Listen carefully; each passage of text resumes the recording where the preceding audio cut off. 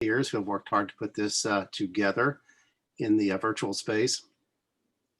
You'll see some of them here. So we have Kate Bradshaw, Amy Moyer, Julie Cortez, Diane Schmidt, who is a former president of the Freelance Exchange, Jen Davis, Irina Rice, Janet Eli, and I don't think I've missed anyone, but if I did, my apologies.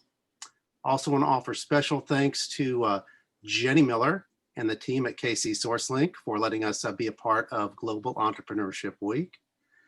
And also want to give a special thanks to our sponsors, many of whom are with us, as you'll see them here. Maybe when I call your name, if you're here, you might raise your hand.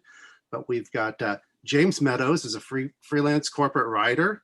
James was a panelist in 2018, I believe, last time we were over at the Johnson County Center. Actually, we were there last year as well. Lauren Muth is founder and creative brand director at Studio Humankind. She provides branding and website design for social entrepreneurs and enterprises. Brian White with Brian White Design. Brian does web and print design, naming, typography, and much, much more. Julie Cortez, our founder, is copywriter, coach, and a speaker. Janella Williams, I saw Janella here somewhere. There you are. Janella is a graphic designer at Three Clever Broads out of Lawrence. Does some really nice logo publication and infographic work. I encourage you to check that out. And then Will Mackey, a designer, illustrator, and brand strategist with W. Mackey Creative Arium, I think is correct pronunciation there. And then Jeremy Lips, freelance photographer at Jeremy Lips Photography, who is here despite his sudden change of venue. Welcome you all here. Thank you all. And sponsors, feel free to add your contact information to the chat box so that all attendees can get to know you and find you. Our panel participants today, we have an illustrious group. We have Chris Brown. Chris is the founder, is an attorney and founder of Venture Legal, serving small businesses, freelancers, and startups, and also the founder of Contract Canvas, which is an online platform for writing and signing contracts. Chris has gotten a lot of great notoriety over the last several years, a big grant, and is doing great things for this community. Kimberly Beer is an entrepreneurial strategist, a coach, and a trainer at Be More Business. She serves mission-based entrepreneurs, and she's also a veteran professional photographer and loves the horse industry, the equine industry. Julie Cortez, as I mentioned, is our founder, copywriter, speaker, coach, and educator. Spoke, I think, at GEW session on Tuesday and teaches over at the Kansas City Art Institute. And I think a few of us have had an opportunity to speak to her students. So terrific. And again, Jeremy Lips is a professional photographer at Jeremy Lips Photography. He has an emphasis on food photography. And if you did not eat lunch, look at Jeremy's site in a few hours, not now. How's that? Because he will have you hungry. So anyway, those are our four panelists. Janet, if you could add their sites to the chat, possibly, that would allow our visitors and attendees to see what our panelists do. So without further ado, we're going to get started here. Kimberly, tell us a bit about your business, but more so, how does a client relationship begin with you? So my business is centered around helping entrepreneurs now, but for the last 25 years, I worked in the graphic design world. I started out just working with small businesses doing print marketing, and then moved into digital, and then on into consulting and marketing consulting. So I've been an entrepreneur for a really long time, been a solopreneur for a really long time. The best way that I found to actually get my clients or meet my clients is to find centers of influence with the people that I want to work with. In other words, I I have a lot of vertical industries that I work in. The equine industry is one, the coaching industry is another, artists are another. And so what I do is I find a center of influence where that particular center is serving a group, and it can be a very niche group. So for example, I serve a group of equine gestalt coaches. There's only about 200 of them in the entire world. But because I have a really good relationship with the founder of the organization and the training program, I get over half of those people as clients. So it's pretty awesome. So finding a center of influence and then making myself invaluable to that center of influence and then working with the clients from there. Great. That's terrific. Jeremy, how do things get started with you typically? Typically the way things get started these days, most of the time I would say things get started by me either having a in-person meeting with someone, a chance encounter, or possibly even doing a portfolio review. And therefore they've been directed to my work and they've seen my work. They go back and at some point have a creative project that needs a photo of some kind, to go along with it. And then they reach out to me to see if I would be interested and see if I can give them an estimate. For me, the first thing that I do when I'm talking to somebody is I ask them all of the specifics behind the job in order to give them an appropriate estimate for what it might take, for me to get the job done and give them as accurate of an estimate, timeline, cost-wise, and everything as I possibly can. Very good. So Chris, you're kind of a common denominator here across disciplines, being in the legal aspect. Where do things typically start with you? Are people maybe into their business and then say, hey, maybe it's time I brought a legal mind in, or do they start with you from the outset, or maybe a mix of both? It's definitely a mix of both. I get people who are just starting out who are emailing me saying, I'm thinking about freelancing or I'm thinking about starting a business, and they're curious how to do it. And then I also get a lot of people that have been freelancing for a while or running a business, and then something goes wrong with a client, or somehow something goes wrong somewhere. Something always goes wrong. And then they call me to help resolve whatever the issue is. And then they retain me after that to help prevent the issue from arising again in the future. Very good. And Julie, to you. Yes, sir. So if somebody's interested in doing business with me, usually we have some sort of conversation. To me, every relationship is just that. It's a relationship. It's getting to know somebody, learning what their problem is and how I can help solve it. So we have a conversation, sit down and hash out a game plan, and then of course go through the whole estimate and proposal dealio. But yeah, that's how it is on the copywriting side. Okay, great. So Chris, this kind of feeds back to you. What kind of typically guides the work that say Kimberly and Julie and Jeremy are doing?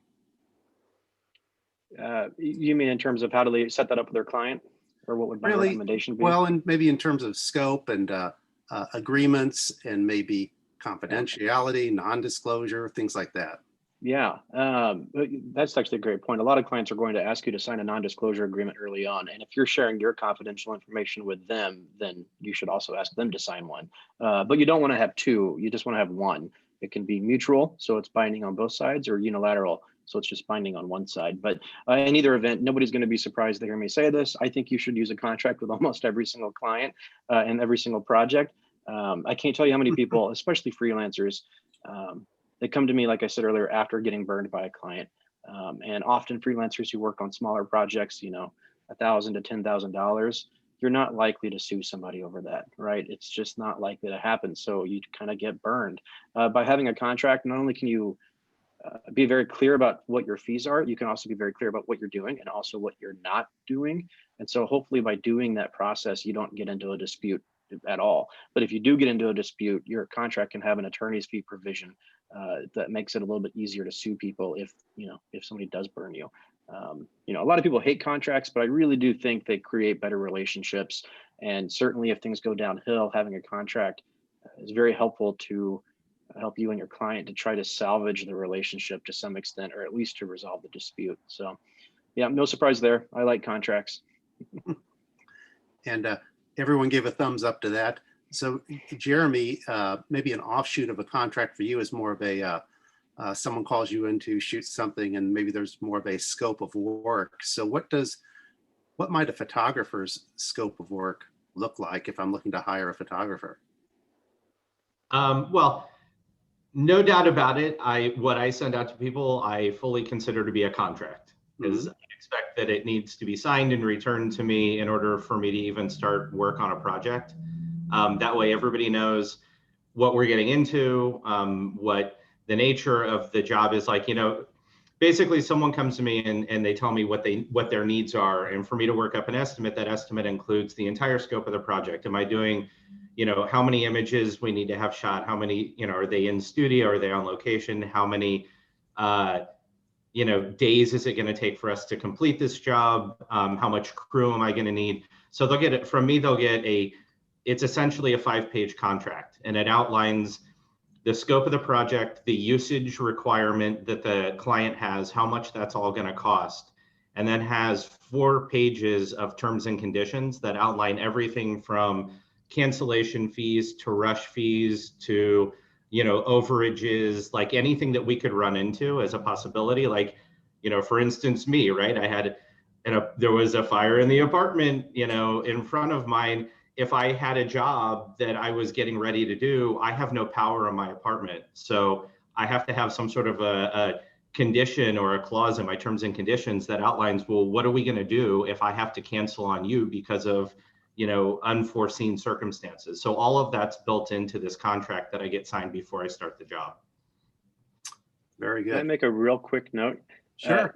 Jeremy mentioned something like, it's kind of like a contract or something, but the thing is, for the most part, there is no magical language you have to use. I mean, there are if you're doing things like a real estate deed, but for freelance services, honestly, write it on a piece of paper, a napkin, an email, whatever. Like, there are better ways to do it than others, but honestly, don't let a contract scare you. If all you do is take out a piece of paper and write it yourself, that's better than nothing. By all means, that's better than nothing.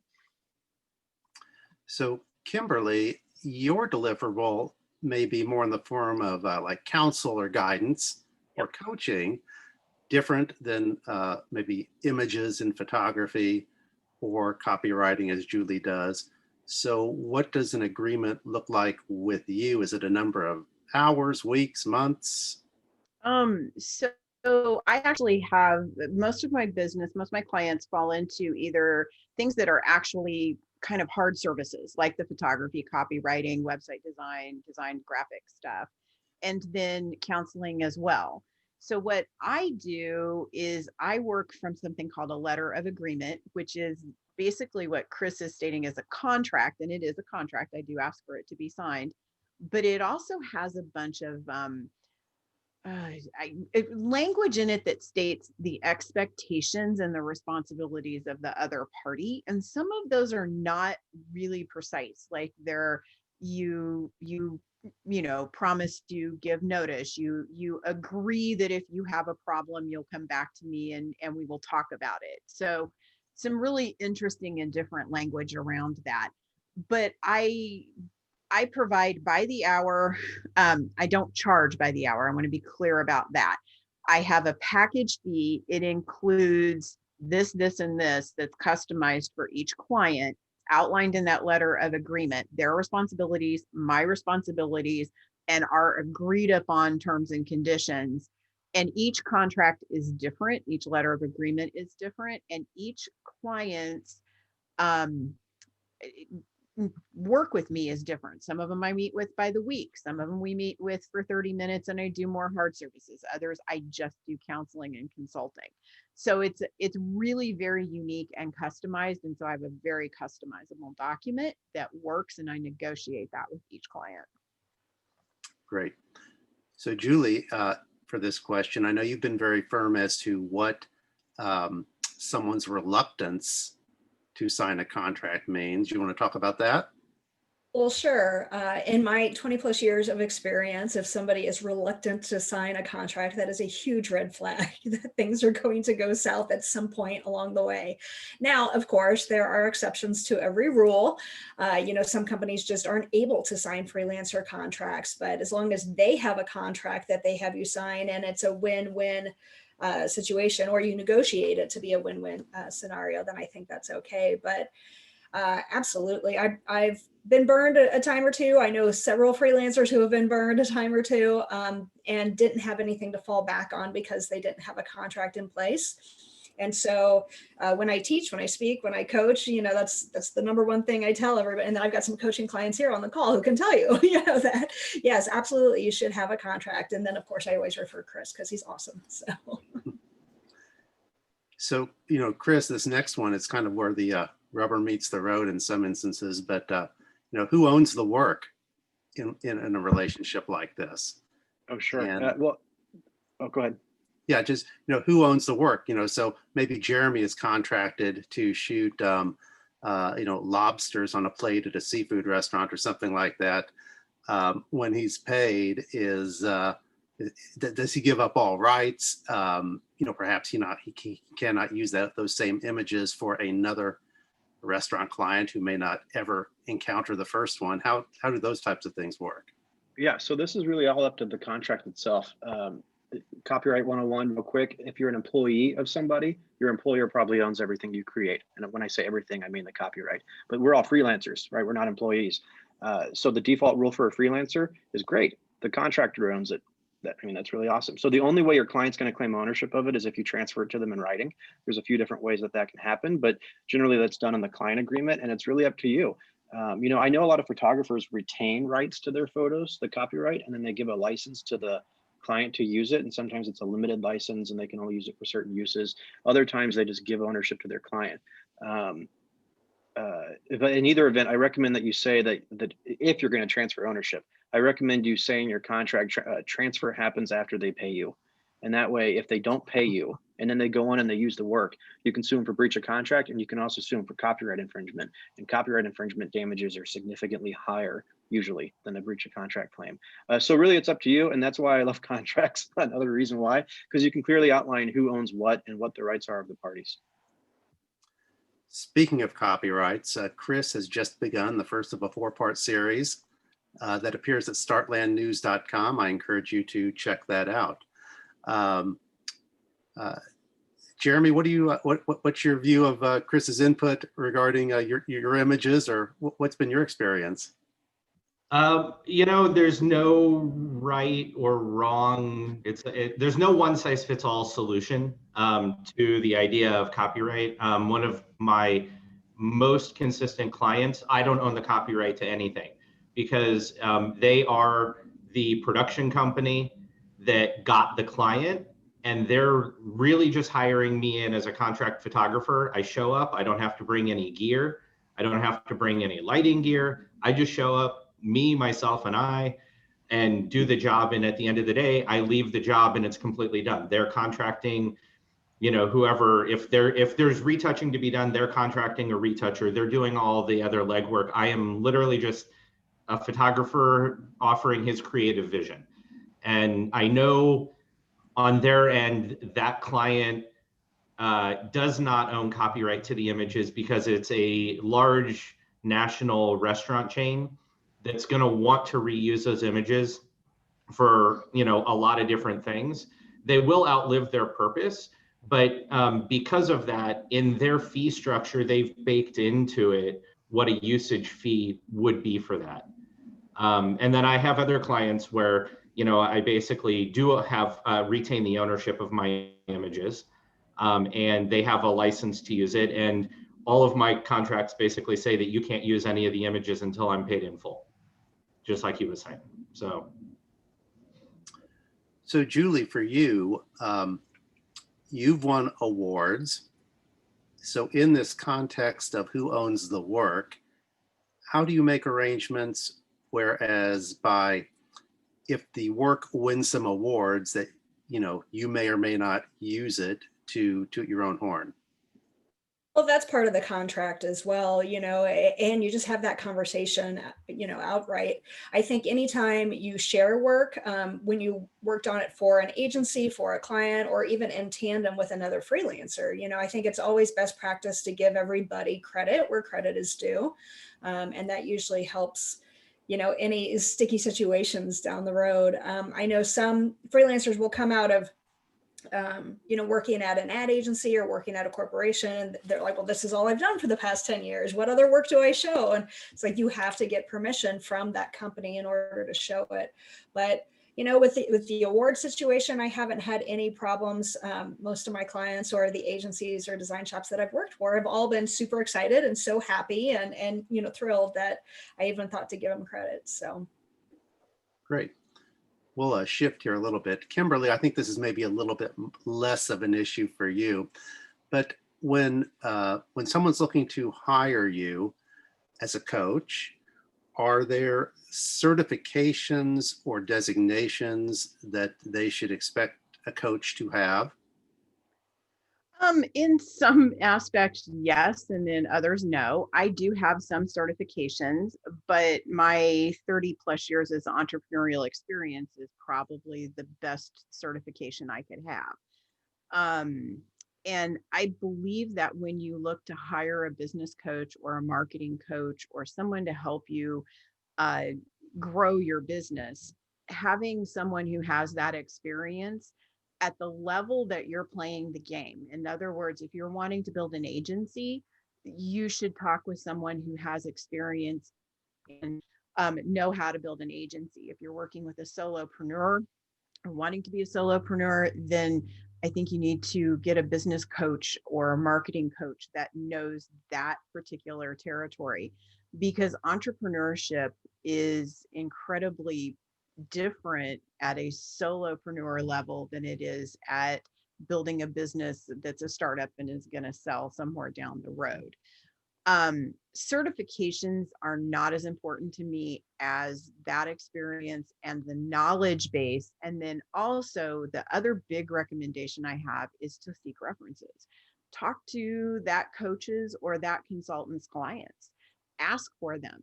I am routinely asked to provide references, and I do so quite happily and try to match what that individual is seeking with a client that I've had and let them have a personal conversation so that they can see my work and what the results that I have created for that client and with that situation for them.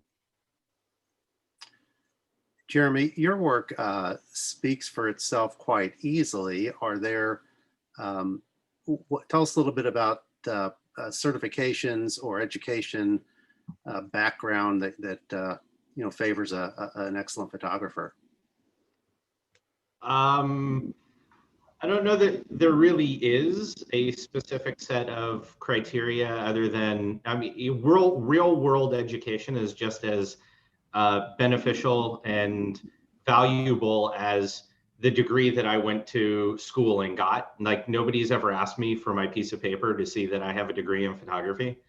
It really is about the work and whether or not the work speaks to, the creative that's putting together the brief and, creating the final project for their client.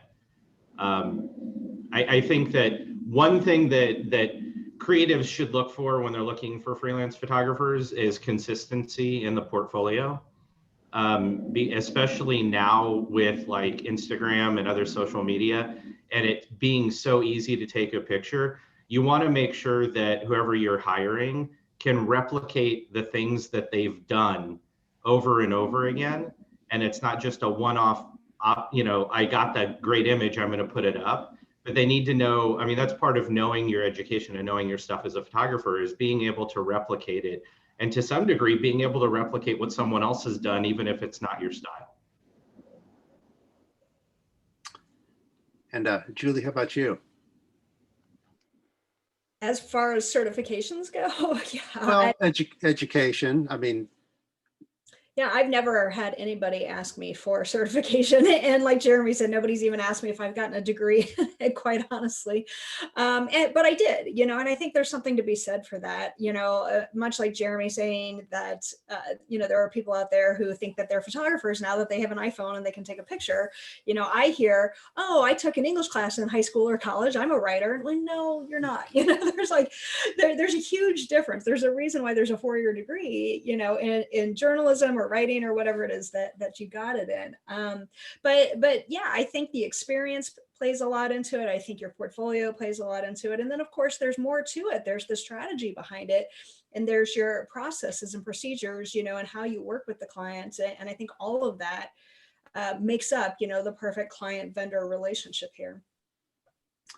Chris, is probably a little bit different for you because I think people are probably looking to see maybe, they're assuming you went to law school, correct? I assume so. Yeah. You can look up lawyers, and if they're disbarred or if they've been disciplined on their state websites. So, just Google like Missouri Bar, Chris Brown, or whatever. You can get my basic info on if I've been in trouble, which I haven't been. But more relevant, I think, and this applies to everybody, you should make sure that the person you're hiring actually does the kind of work that you're going to have them do. I can speak towards lawyers, but I think it applies to everyone. There are a lot of different kinds of lawyers. There's lawyers that go to court, there's immigration lawyers, there's tax lawyers, there's business lawyers. Just because your uncle is a DUI traffic ticket lawyer does not mean he's the right person to set up your LLC. If you came to me with a DUI, I would say, nope, call my friend, and I'd give you a referral. I turn away probably about just as much work as I bring in because I know what I'm good at, and I know what I don't know if I'd say I'm bad at it, but I just don't do all those other areas. So just make sure whoever you're hiring does the specific type of thing that you're looking for. I want to jump in on that if I can. I think it is super important to do your research and do your homework because there are a lot of people out there who, will say one thing, but they really aren't, oh, I'm a brand expert, but are they really? You go and look at their brand or you look at their website or social media pages or whatever, and they're really not, So I feel like it's important to do your research, to compare different freelancers, to actually talk to them, see their portfolios, but, it's more than the work too. Like I said, it has to do with, their style, their processes, all of that. And then also their personality. Do you actually get along with this person? They may be the most talented person out there and you want to hire them, but if you guys don't jive, there's going to be a lot of issues down the road. So keep all of that in mind when looking for a freelancer. So, building on that, Julie, the contract makes one statement about a level of professionalism, and so does a portfolio. When the project begins and goes on for whatever it is, a week, 2 weeks, a month, whatever, in what ways are you maybe feeding this level of professionalism that you're providing to your clients? Well, I think it's all about service. You keep in touch with them regularly. You get your projects done on time when you say you're going to get them done, if not early. But I think, like you said, that the contract in and of itself shows professionalism, having a written estimate, having, a professional looking invoice. All of these things kind of build up your package. If you're on the creative side of things, maybe you also put together a creative brief for the project. And I think all of these things will help the freelancers like establish themselves as professionals as they're trying to, pitch the client or even in their dealings with the client throughout the project. Same to you, Jeremy. I imagine one aspect of professionalism might be advising a client that maybe an image they like might not be the best one for what their stated purpose was at the outset. Does that occur for you?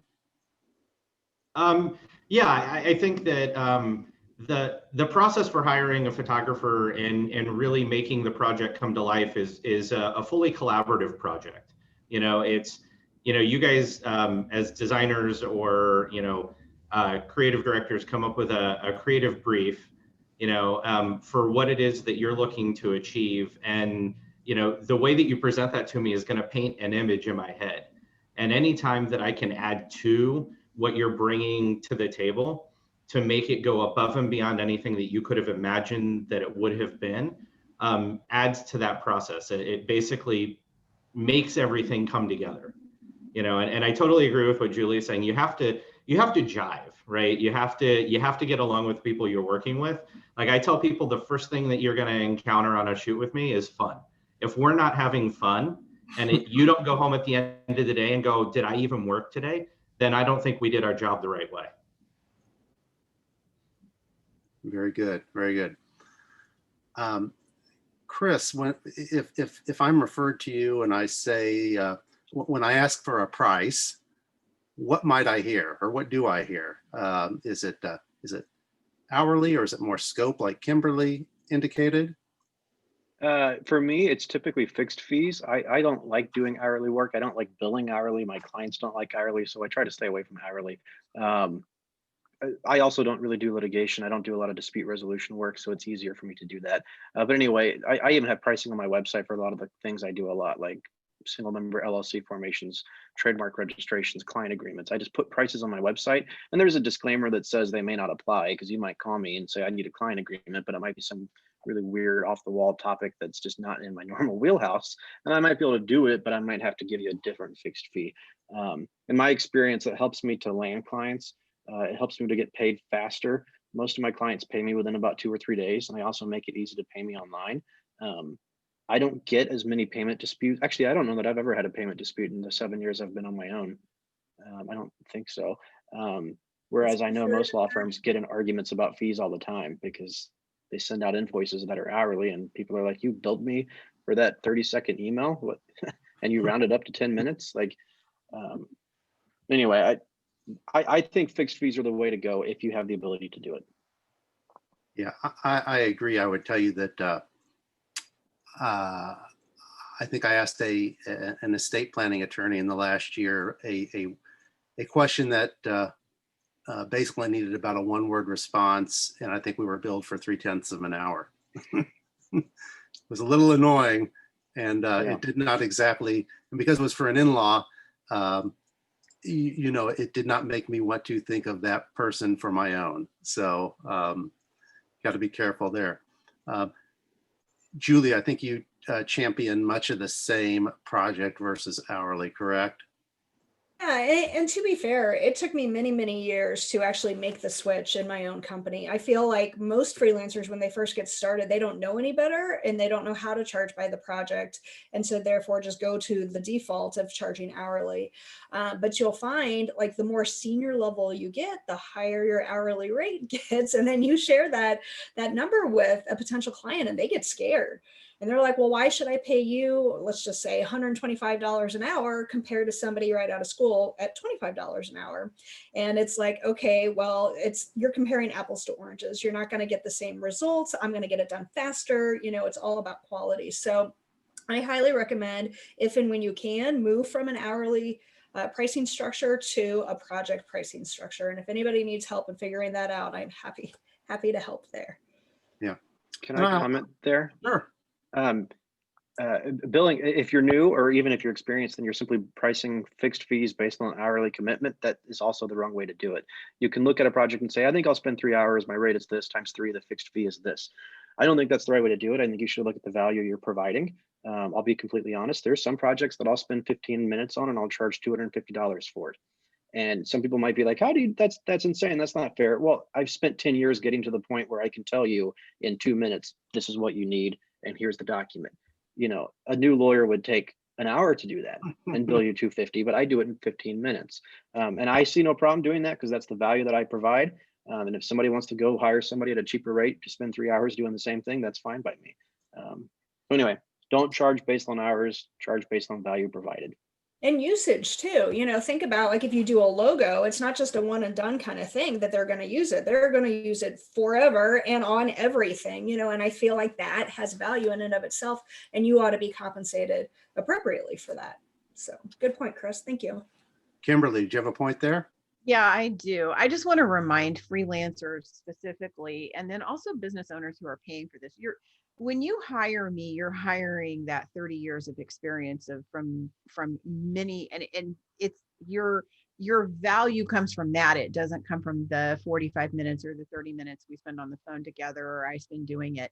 It's that 30 years that you're paying for. And also, as a freelancer, when you You have to get out of the I'm paid by the hour mindset.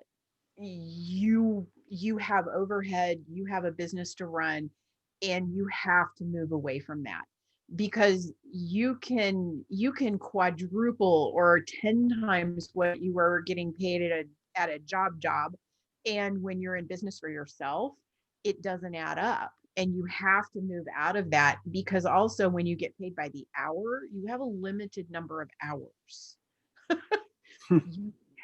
You automatically cap your revenue income, so, or your revenue ability. You have to move away from that mindset. And it is a struggle, and I see it in the chat here over and over and over and over and over again. And for those of you who do have businesses where you are charging by the hour, I converted about 5.5 years ago from being paid by the hour to my contracts. I work half as much and get paid twice as much. And my clients are 10 times happier. I did not lose a single client in that conversion. So that's, don't panic about it. You got this. It'll work, and everyone will be happier. You will have a more joyful life. Your clients will be happier. There will be more value for everyone. It is just a win-win-win situation.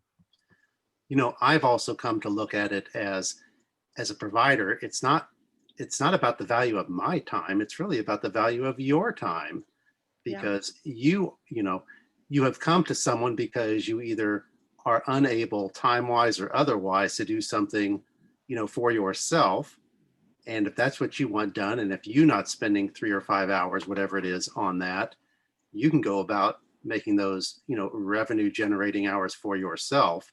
So it's not necessarily about the provider's time. It's really a function of the client's time.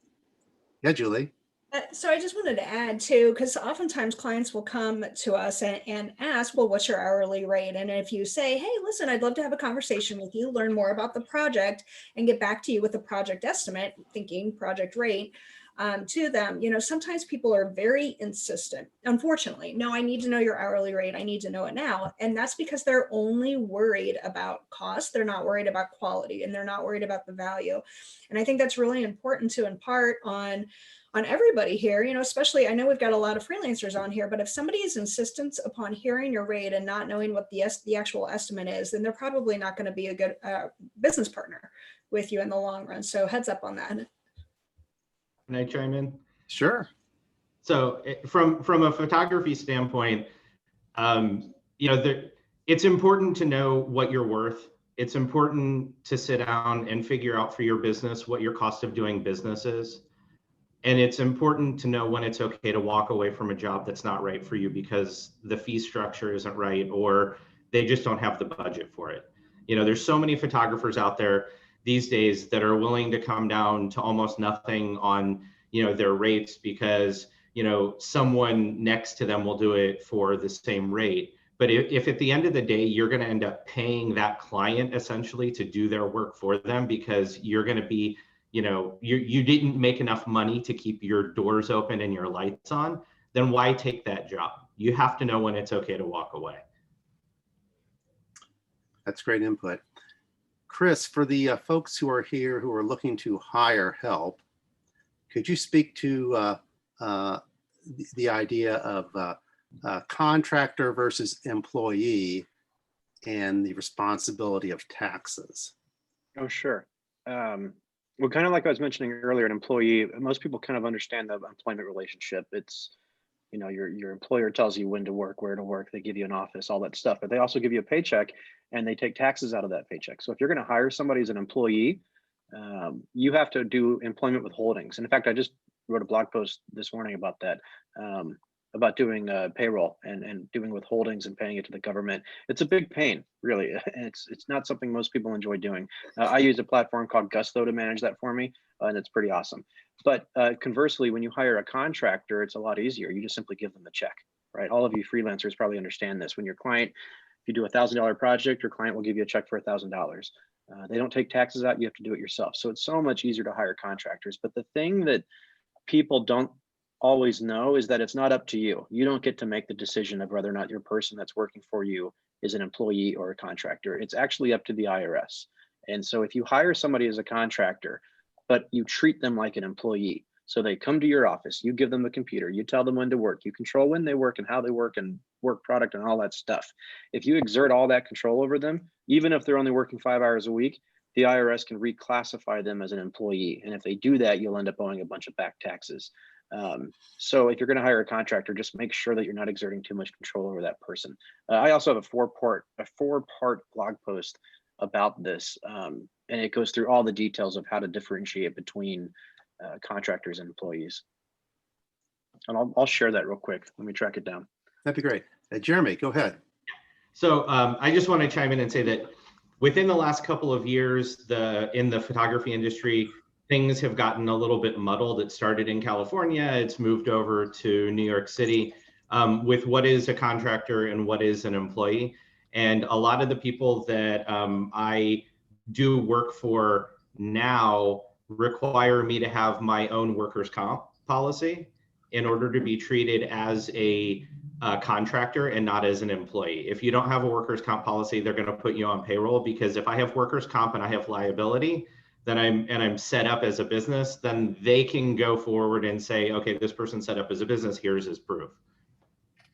And having an LLC could help as well. It's not a single factor, but it can help. And having an LLC taxed as an S Corp helps you even more. If you're an S Corp, the odds of the IRS reclassifying you as an employee drop significantly.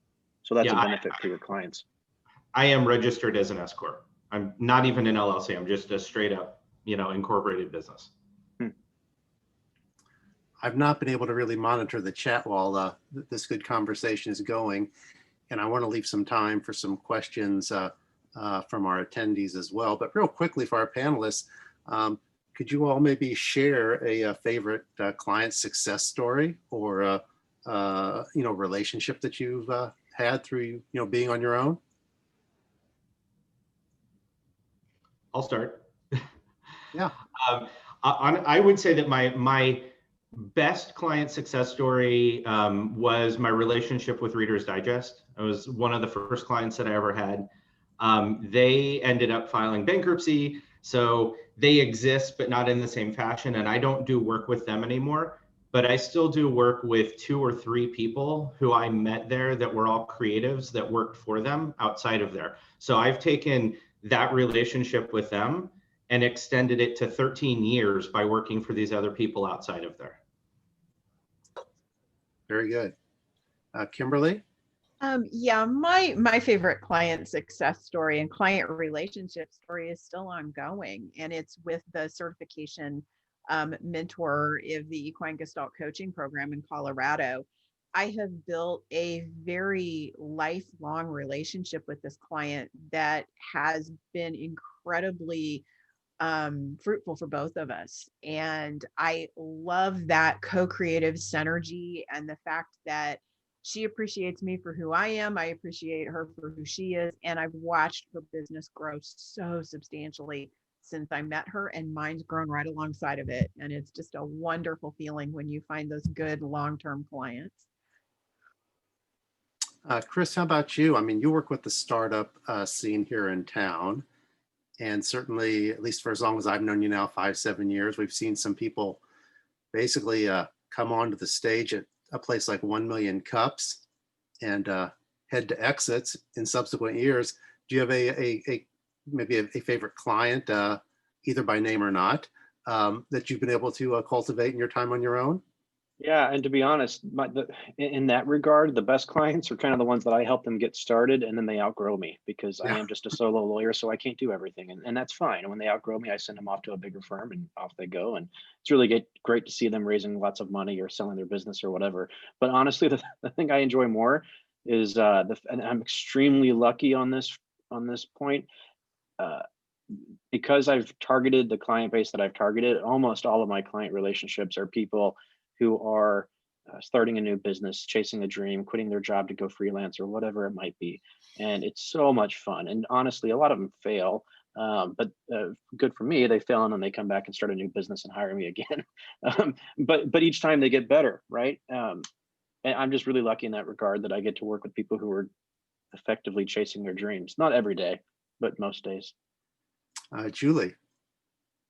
Sure. So, looking back over my many years of freelancing, there's been some great clients and some not so great clients, but I have to say the things that really stand out to me are the relationships that I built and the collaborations that I've had with like fellow freelancers as well as like small design shops.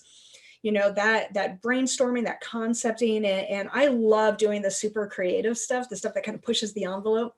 And so when I get those opportunities to do those things, I feel like, we're able to help the client solve a problem. And yet at the same point in time, we're able to come up with some killer pieces for our own portfolios, if not also enter them into award shows. So that's the whole reason I got into this business, because there's so much bad advertising out there. And my whole thought was like, if we're inundating people with sales messages, don't we at least owe it to them to at least make it somewhat entertaining, right?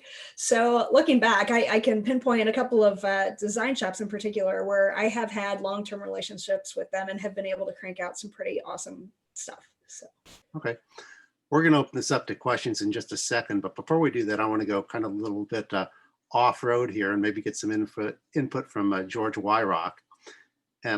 George, you've been listening to the conversation here, and you are in a lot of conversations with kind of what I would call the demand side of these services. So any high level musings you have on the nature of our conversation here, and any affirmations you would like to throw out of what you've been hearing?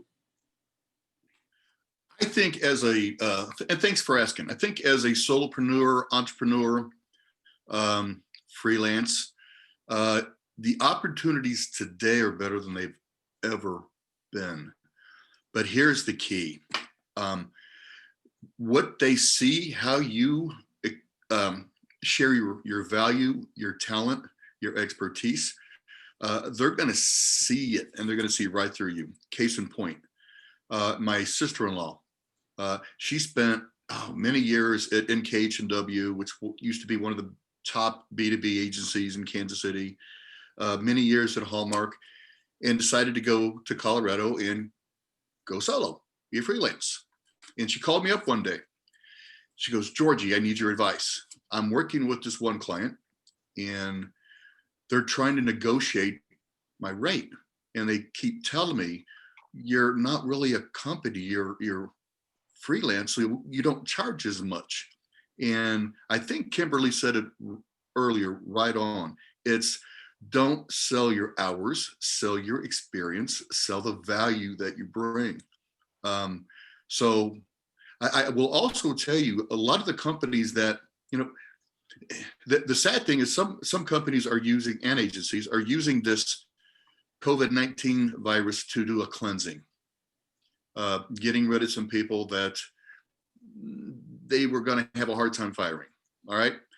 The work is coming back, and they're going to need help. So I would tell each one of you, you're all in sales. I know a lot of people think sales is a dirty word. It's not. It's, I'm really good at this. Can I help you? That's about as hard a sales pitch you have to give. Find out what their pain points are. But to do that, you have to be out there. You have to ask for referrals. Get on LinkedIn and tell your story. Become a subject matter expert, because the challenge with being a solopreneur, an entrepreneur, a freelance, is you're by yourself. And you sometimes, I'm guilty, you get so wrapped up in doing your job that you forget to reach out and touch other people and let them know how you can help them. And answer your question? Yeah, and on that note, I'll paraphrase one of the podcasters I listen to, who says, you may be in business for yourself, but you're not in business by yourself. So that's a good mantra. I'm going to ask Kate and Janet, are you seeing questions in the chat that should be raised? Because I haven't been able to keep my eye on that. Yeah, Or I got a couple questions for you. So Byron, how much more time do we have? Because I have a couple here. well, it's what, 10 till 3, and I'm not sure what our cutover process. So 3. I'd look to Kate to maybe answer that. You can take a couple questions if All right, great. All Three right, by let's three. get cracking. So here I Yep. have one. So let's do it. It says, is there any value in being upfront about what you don't provide from a marketing web promotion standpoint? And I would say that's a yes. So anybody want to jump in with that response from the panel? I'll go. I'm all about authenticity and transparency. So I think there's a way to position it though, so it doesn't come across as a negative. If you're part of the Freelance Exchange or if you're connected to the members in the organization, then you can offer those people as solutions, and you can even build your own virtual team or virtual agency, you know, as you're doing this. So if you don't provide web or whatever the case may be, we have lots of web developers and web designers in the group that you can reach out to and say, well, I don't personally do it, but let me hook you up with Amy or whoever the case may be. Great resource to be able to do that. Yeah, I was just going to say there's an incredibly great value in recommending others for things that you're not right for. You know, even as a photographer, if you're not right for the job because it's not what you shoot, recommending the right person for it, you're top of mind for the person that you recommended and the person who you didn't take the work from, you know, because you weren't right for that job. On the legal front, I can say that I build trust with clients when I tell them what I don't know or what I don't do. I can't tell you how many of my clients have said, well, thank you so much for being transparent about that. I'm going to use you for everything you do. And that one little thing that you don't do, I'll go out and get somebody else to do it. It's a trust factor. I agree with that. Transparency is key.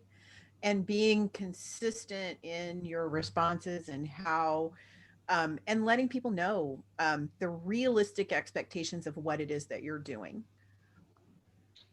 Janet, do you have another? I do. Somebody said, how can we secure opportunities to work? Oh, hold on, it disappeared for a second. Oh my gosh.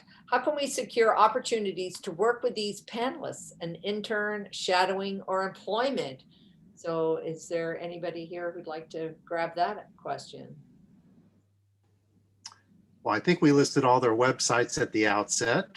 Maybe go back to the top of the chat to whoever asked. And I'm sure they each have probably a contact us page on their site. Right. Well, and I highly recommend everybody save this chat feed. You know, you can do that at the bottom. So, and I have put everybody's website in there.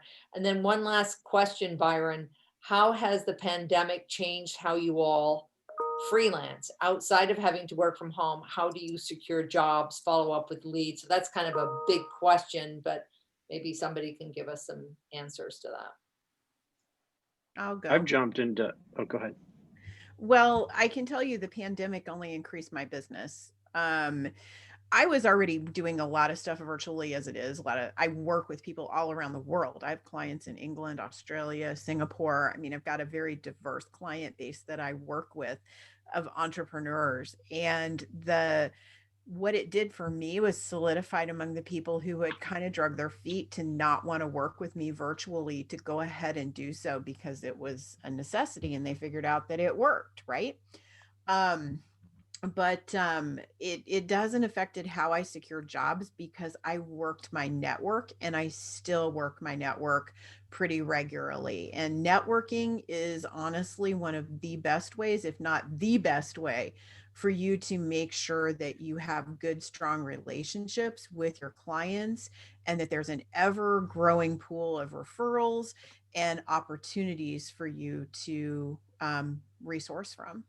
Just-